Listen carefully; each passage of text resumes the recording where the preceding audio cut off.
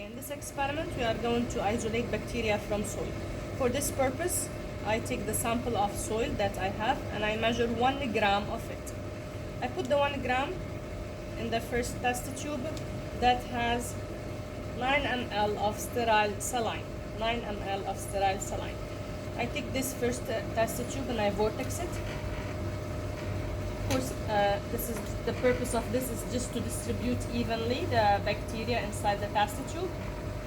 And then I start a serial dilution. I have set already my micropipette at 1000. I'm going to perform 1 to 10 serial dilution. So I will transfer 1 ml,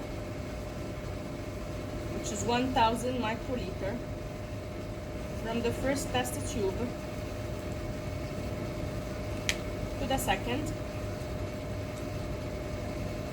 All test tubes has 9 ml of sterile saline, so this is gonna make the volume 10 after addition of the 1 ml. So this is 1 to 10 serial dilution.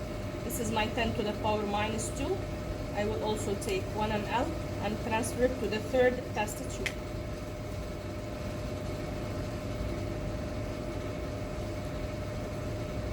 Here no need to vortex, I just mix, change the tip. This is what we always do in serial dilution. And transfer 1 ml to my last test tube.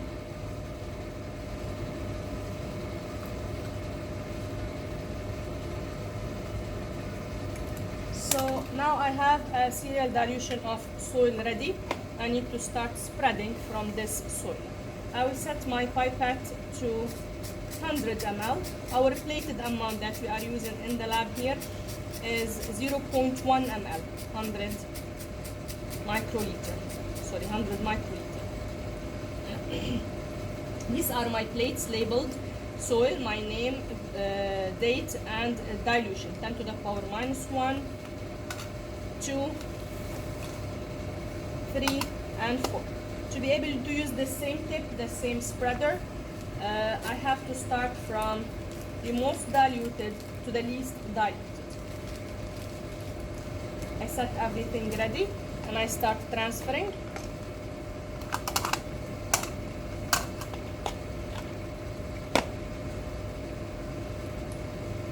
When we get the results, we are going to pick up the best Petri dish to be counted, which is the Petri dish that has between 25 and 200 colonies. And this will allow us to count the total number of bacteria in this soil sample. Total number of bacteria in this soil sample. In the next step, we are going to isolate for spore formers bacteria from this soil sample. For now, I'm just transferring 0.1 ml or 100 microliter from one tube to the appropriate Petri dish. I will start spreading with the same spreader. I'm starting from 10 to the power minus 4. I keep on spreading until all the liquid is absorbed. 10 to the power minus 4. Here you have to be as quick as possible so the drop of liquid that you have inserted in the media does not get dry before you spread it far.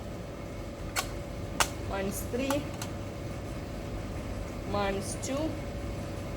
I'm turning the spreader in my right hand and the Petri dish in my left hand until all the liquid is dry.